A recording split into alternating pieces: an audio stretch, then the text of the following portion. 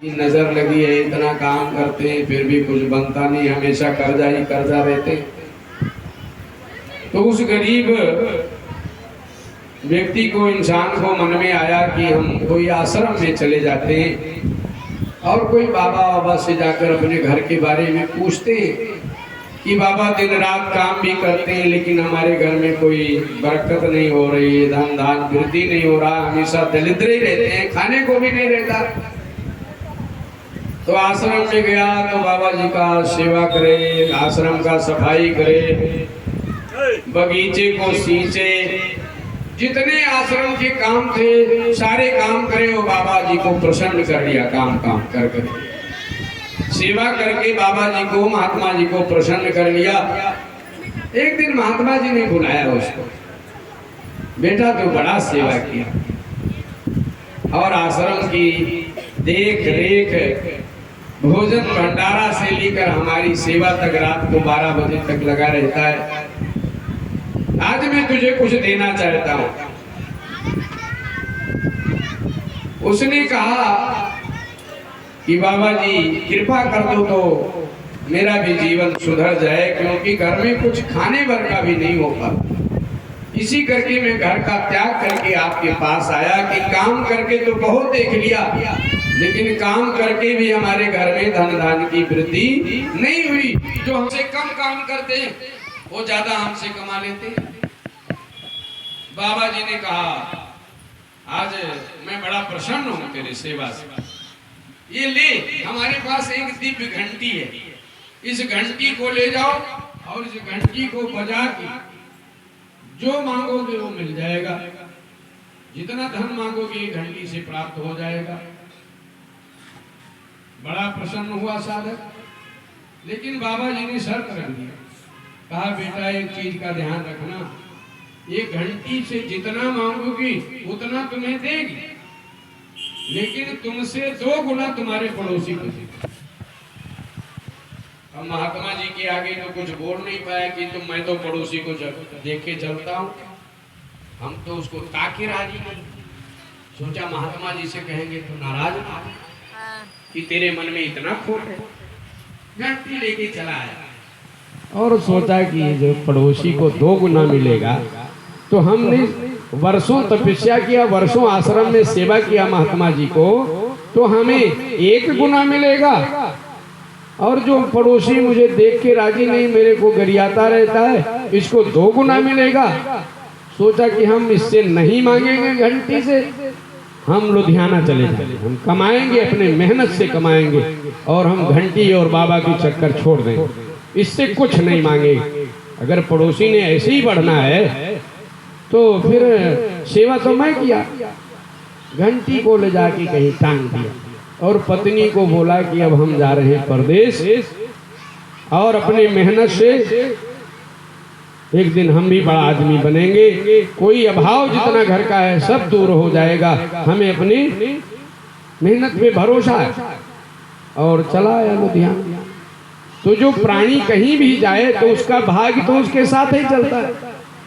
आप चढ़ोगे वहां से ट्रेन पे तो टिकट एक दिन पहले बुक करा के आपका भाग्य आ जाएगा। तो जब यहाँ आया तो यहाँ भी सालों काम करता रहे, लेकिन किराया भी नहीं इकट्ठा हो कि मुड़ के घर चला जाए। तो बहुत दिन बीत गया जब ना कोई पैसा दिया, ना कुछ धन दिया, ना कोई मनी ऑर्डर गया। तो पत्नी को हुआ कि क्या करें, वहां से तो कुछ आ नहीं रहा है। तो जो घर का सामान था वही, जब घर में अभाव था तो बेच के अपना गुजर बसर करने लगी। और एक दिन ऐसा आया कि घर में कुछ भी नहीं था कि इसको बेच के बच्चों के लिए कुछ अन्न ले आए। तो पत्नी का निगाह गया उस घंटी पे। उसने सोचा कि चलो फूल की पीतल की घंटी है, अगर 200-400 की भी बिक गई तो 2-4 दिन का भोजन का व्यवस्था अपना हो जाएगा। और घंटी को उतारा, घंटी को बजाया और स्वयं बोली कि घंटी भारी है, कम से कम 500 रुपए तो बिकेगी। और जैसे 500 रुपए का नाम लिया तैसे घंटी से बोलो शंकर भगवान 500 रुपये आ गया। पत्नी को हुआ कि तो घंटी बड़ी दिव्य लगती है, हमारे पति देवता ने बताया नहीं, इसमें तो लगता कोई दिव्य शक्ति है। इसको बजाने से और कहने से पैसे गिरते हैं इसमें। फिर परीक्षा किया और फिर बजाया तो फिर उसमें से सिक्के गिरे। पत्नी ने देखा है तो घर में ही दवाई आंख फूटी जाए। भूखों मर रहे थे, घर में ही घंटी टांगी, और ये परदेश में मर रहा है, साल भर हो गया आ नहीं रहा है। और कोई चिट्ठी पत्री संपर्क करके तार द्वारा अपने पति को संदेश भेजा कि आप जितना जल्दी हो सके घर आ जाओ, घर में कोई चीज की कमी नहीं है, अब कमाने की जरूरत नहीं, आओ घर पे रहो। बोलो शंकर भगवान। उसके पति ने सोचा कि आज तक भूखे मरती थी, अब इसको कहां से बड़ा धन मिल गया, कमाने की जरूरत नहीं। जरूर वो घंटी इसके हाथ लग गई और फटाफट भागा यहां से और गांव पहुंच गया। और पत्नी को देखा तो सारा इंतजाम, कपड़े गहने सब पहने हुए दिव्य। उतने दिन में तो बहुत कुछ पैसे उसने मिले। तो कुछ पूछा नहीं कि ये धन तुमको मिला कहां से। उसको हुआ कि जरूर इसको घंटी मिल गई है। तो आते ही ना पानी पिया, ना धानी पिया, ना कोई बात किया। कहा कि पहले ये बता कि वो घंटी का।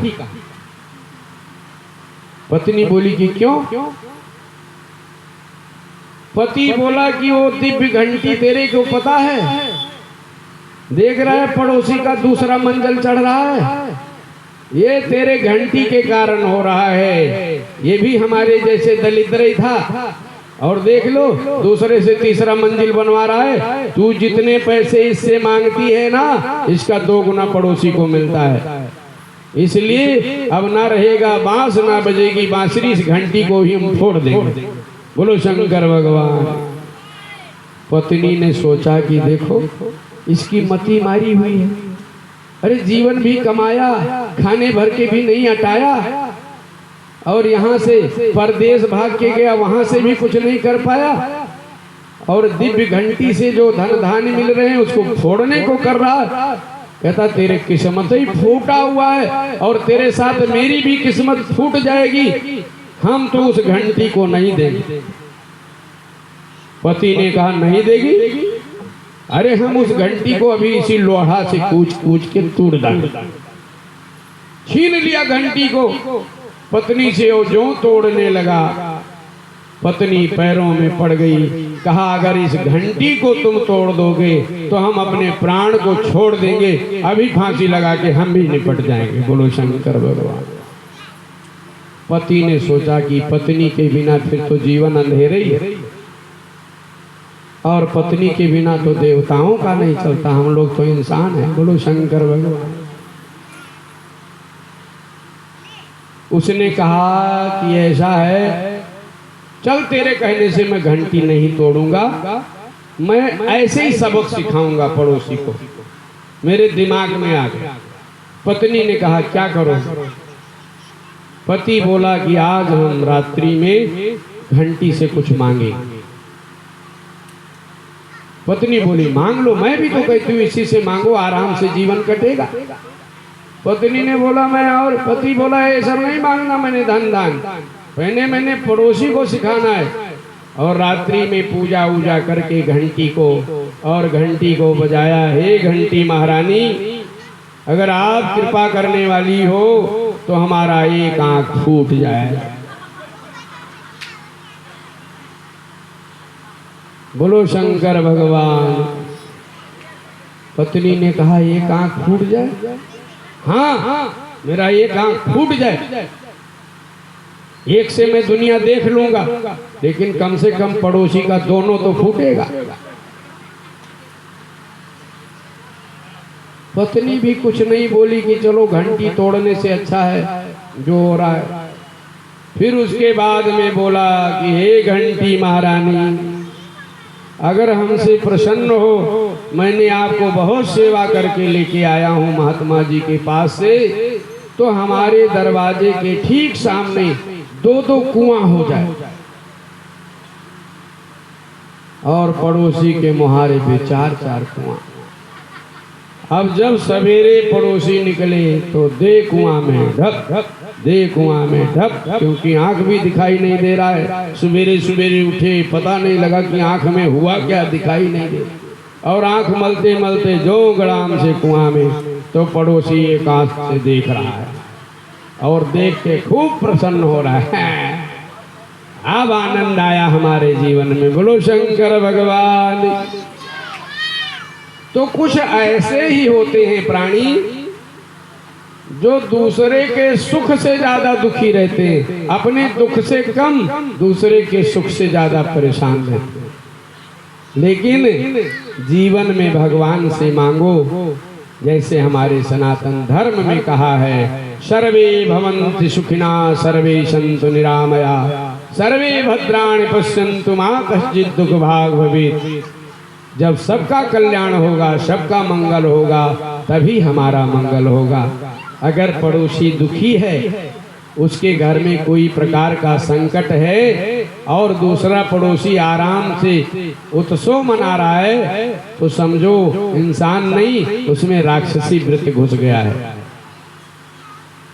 इसलिए जब हमारा आला द्वाला, ग्राम, नगर, बस्ता, गली सबको खुशी रहेगा तो हमारे जीवन में खुशी आएगी। अगर हम कहें कि स्वयं सुखी रहें और दूसरे को दुख देकर सुखी रहें, तो 4 वेद 6 शास्त्र में लिखी है बातें दो, दुख दीने दुख होते हैं, सुख दीने सुख हो। 4 वेद 6 शास्त्र में लिखी है बातें दो, दुख दीने दुख मिलते हैं, सुख दीने सुख हो। तो चारों किसी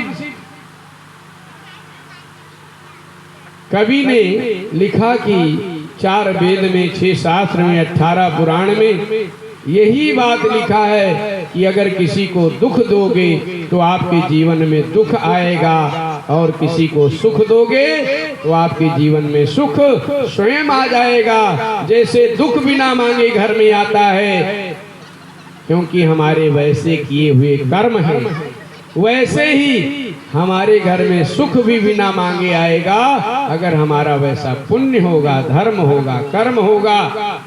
शबरी ने भगवान से ये नहीं कहा कि मैं कहाँ हूँ, कब आओगे, केवल भगवान की भक्ति किया तो भगवान शबरी के आश्रम को ढूंढ रहे हैं, और उस शबरी के आश्रम में जाके माँ कह के पुकारते हैं और उनके जूठे बैर को खाते हैं। तो भगवान तो हमारे ऐसे हैं, जाति पाति का भेद न जाने, मेरे प्रभु तो बस प्रेम दीवाने, जिन प्रेम की होती नहीं प्रभु पायो, और न पायो कोई, जाति पाति पूछे ना कोई, हरि को भजे सो हरि का होई। इसलिए बिना किसी संकोच से भगवान का भक्ति करोगे, भगवान आपके ऊपर कृपा करेंगे, ढूंढ के कृपा करेंगे आप कहाँ पे हो। उनकी नजरें सर्वत्र हैं। जैसे एक सूर्य सारे संसार को प्रकाशित कर रहा है, एक ही सूर्य नारायण सारे जगत के अंधकार को दूर कर देते हैं, ऐसे ही एक ही भगवान सर्वेश्वर नारायण, जिनके रोम रोम में करोड़ों सूर्यवास करते हैं, ऐसे भगवान की दृष्टि से कौन बच सकता है। बोलिए भक्त वत्सल भगवान की। इसलिए भगवान की भक्ति करो, ईर्षा, द्वेष, दंभ, घमंड आदि का त्याग करके, जैसा कि मैंने कहा कि हनुमान कौन है, जो अभिमानियों के मान का मर्दन कर दे। हनु कि हन देते एक छोटा उठाए गए भी सीधा, उसमें भी हनु आता। हनु माने हनना, हनु माने मर्दन करना। किसका? जिसको ज्यादा बल का घमंड हो जाए, जिसको ज्यादा धन का घमंड हो जाए, ऐसे लोगों का अभिमान तोड़ने के लिए हनुमान जी हैं। बोलिए हनुमान।